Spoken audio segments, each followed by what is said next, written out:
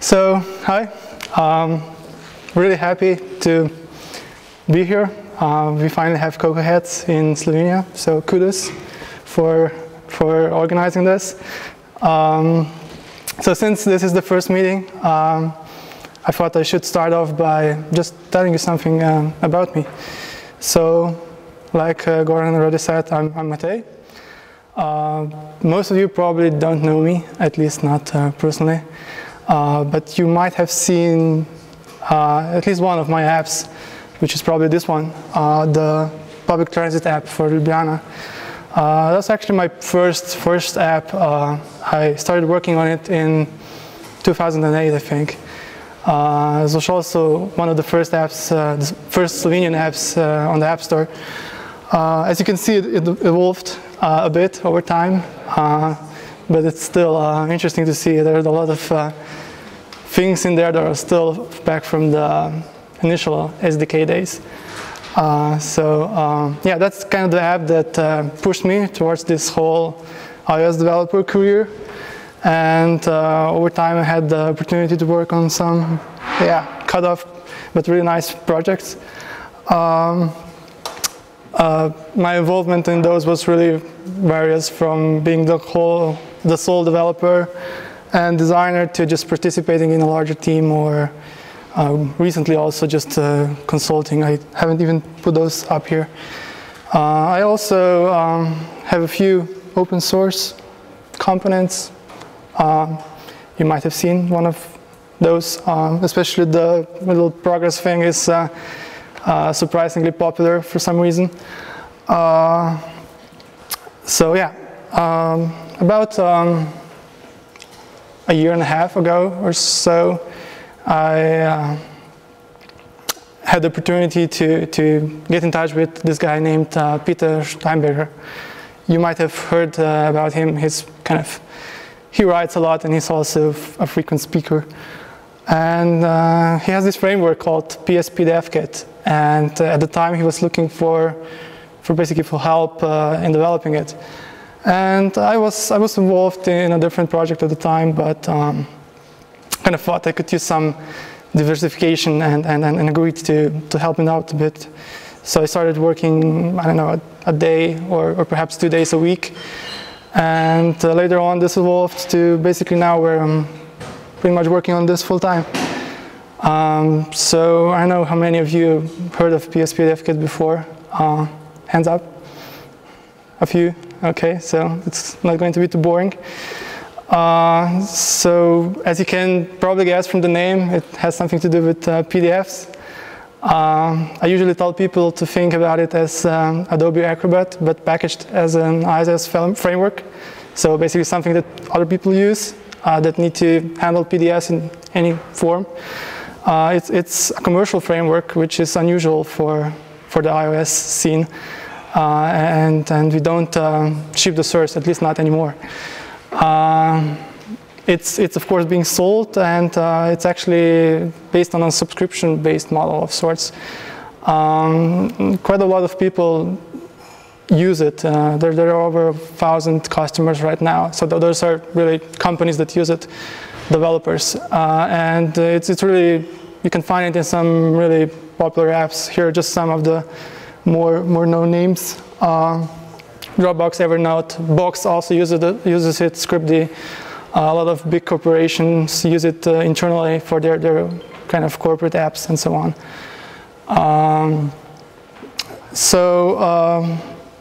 Why would you use PSPDFKit? Because probably most of you know that Apple already ships some PDF support. You have this quick look view which can show some rudimentary PDFs, and there are also core graphics functions that you can use to render PDFs. But if you kind of dig into this, you soon realize that if you're not really just doing rudimentary PDF display, it's not going to be enough. Either the performance is going to suck, or you're going to need more features, and that's where PSPDFKit comes in. So it has a lot of different features. The core is kind of a PDF viewer that's built on top of Apple's stuff. but it has a whole additional layer on top of caching and just multi-threading to make it efficient. So we have smooth scrolling, smooth zooming, and so on.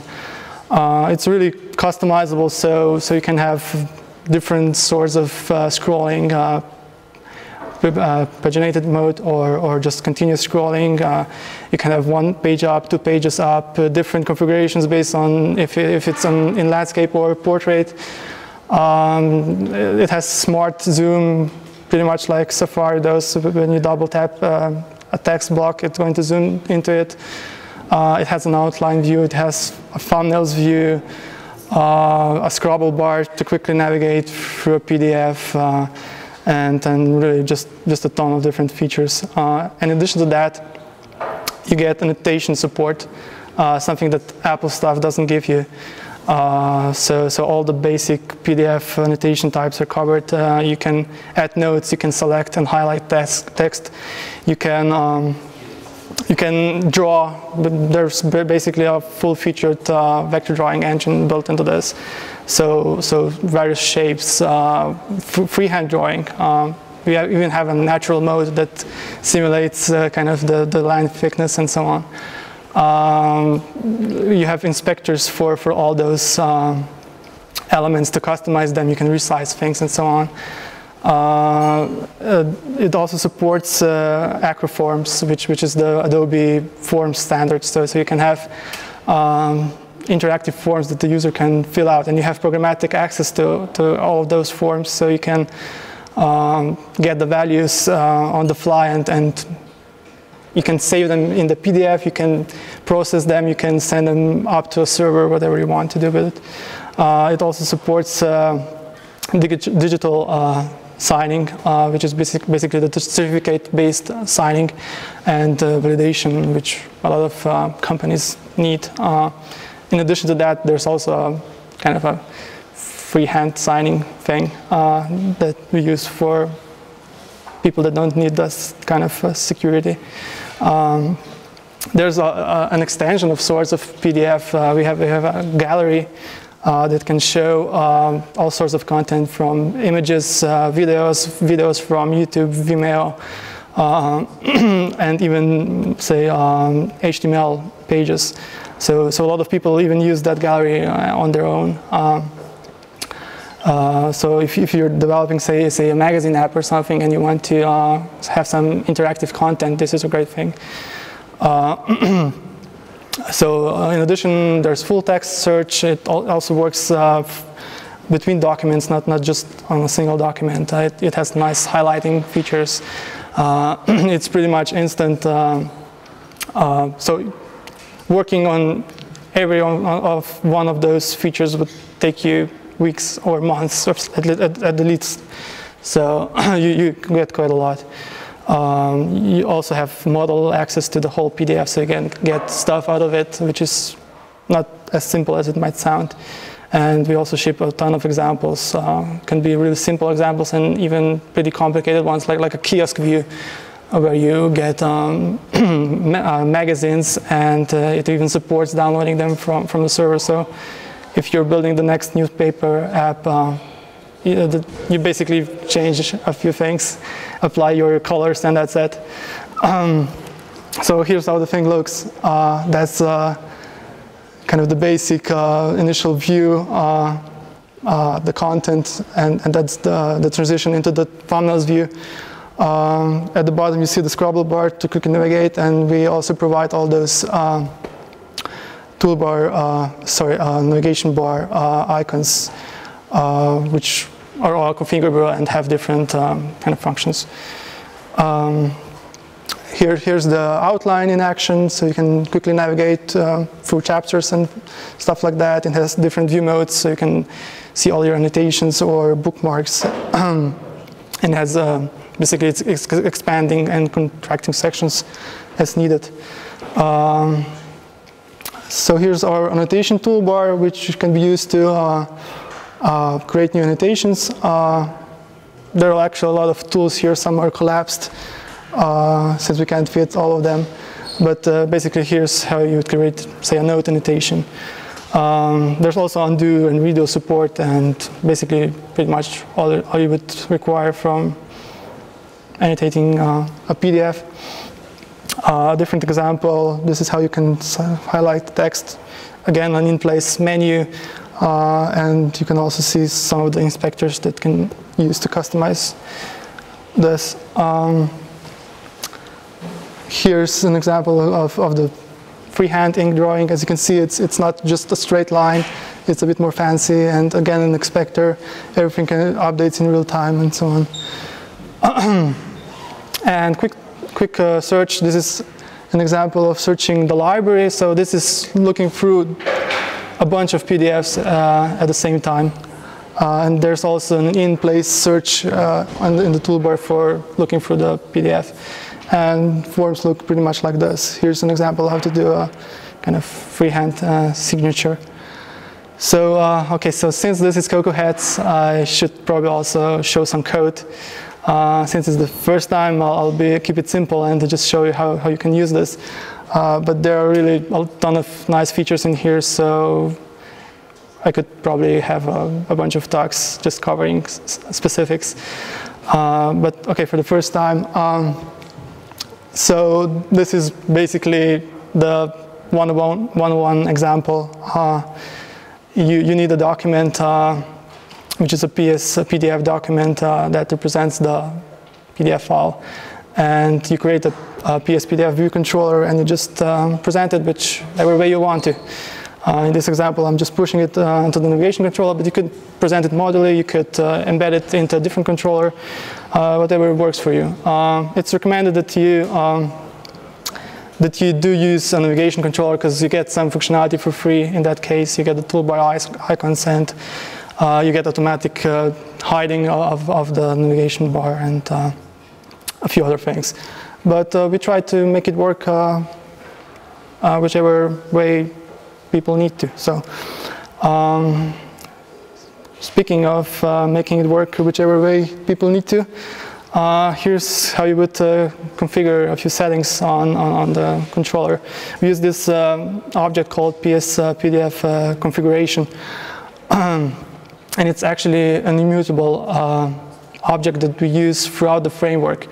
It's a nice way to encapsulate all configuration. And it's a read-only object, so we use this pattern called the builder pattern. I don't know if you're familiar with it, but basically we have a mutable subclass of the configuration, which is the configuration builder, and we have this little block-based syntax to get the builder and construct the configuration based on it. So that's perhaps something a bit less usual or common. So here we're just setting a different scroll mode than default, configuring some hot settings and activities, so sharing options. And also, if you need to change that each time, you do it through this kind of handy block-based helper. Again, this is so we make sure that everything is kind of updated in a safe way, because the framework has a lot of multi-threading in it, and we need to make sure that the configuration changes are kind of applied safely. So what if you want to subclass a PSPDFKit class? It would be a bit inconvenient if you had to kind of subclass a cell, and then you have to also subclass the table view controller, so you can always instantiate your class and not the class we kind of ship. And PSPDF configuration has it covered in this case as well. So we have the syntax to override PSPDFKit classes with your own class. And everywhere we use one of our overridable classes, we have the syntax to dynamically instantiate the correct class. So all you have to do is just create your class, set it to override a different class, and that's it. You don't have to do anything else. So that's one thing that I've missed in a lot of other libraries. It's a really convenient thing to have. Of course, you can also style it to your desire, and as soon as we dropped iOS 6, we pretty much moved everything to UI appearance. We're marking each property that supports UI appearance with the standard kind of annotation.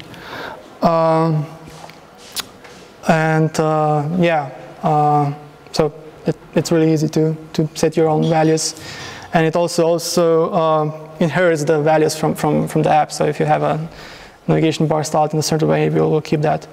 But also, well, our main goal was to have it look good out of the box with the standard appearance, but also if people just partially customize it, we try to figure out good defaults. So here's an example of a getter of ours.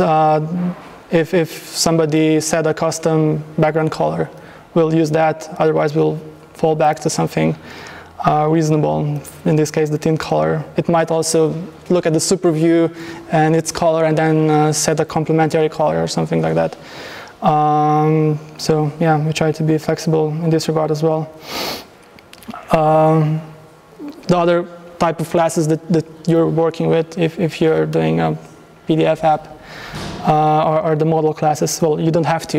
We have the whole UI there. So if it's not required for you, you just use the toolbar. But you can do all this manually, of course. So really simple. You create a note, you set it where it should be, and some content, and just add it to the document, and that's it. So you're mainly working with PSPDF annotation classes and PSPDF form element classes, which are the form element, of course, classes. So one thing that's perhaps worth mentioning here is that we need to make sure that those classes work in a multi-threaded environment. And like I said, we do use a lot of that. And kind of the policy that we have is that as soon as a class gets inserted into the document, it should be only the model class. It should only be accessed on the main thread. You can create it on a background thread. You can do whatever you want on a background thread, but as soon as you add it to the document, you should access it only on the main thread. So if you want to do something in the background, you should copy it. You should make sure it's not inserted in the document, do your stuff, and then just insert it back or update the already inserted annotation in the main thread. And behind the scenes, we use immutable copies. But the whole API is read-write, and but we do kind of do runtime insertions. So if somebody makes a mistake, the app crashes at the exact point. So it's easier to figure out what's wrong. So I was talking about PSPDF document at the beginning, and I told you that it's representing a PDF file. It's not entirely true. It's actually a logical PDF file.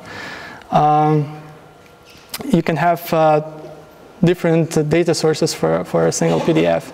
We have those things called document providers, and they can read from a file, from NS data, from CG data provider, and then combine all these things together to form something that the user views as a single PDF.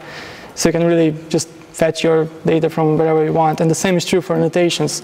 So we have annotation providers, and again, you can use a database to store your annotations. You can store them in the PDF file. You can fetch them through an API request, whatever works for you.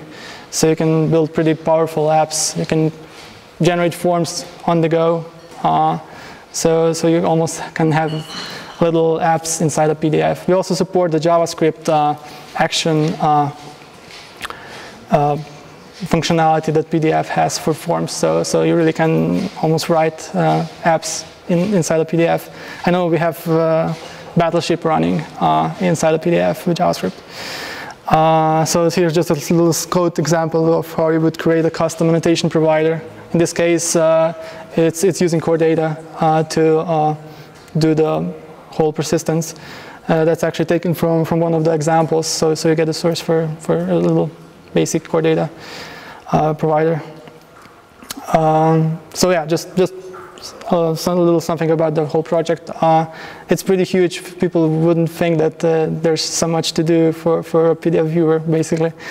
But I've recently done a line count, and I think it was 380,000 lines of code. Of course, there are a few things here that shouldn't be there, but even the kind of the framework that we ship without all the tests, without the documentation, without examples, without we have drivers for various styluses and so on. It's still 130,000 lines of pure code without comments and stuff. So it's pretty huge. It's almost exclusively Objective-C and C.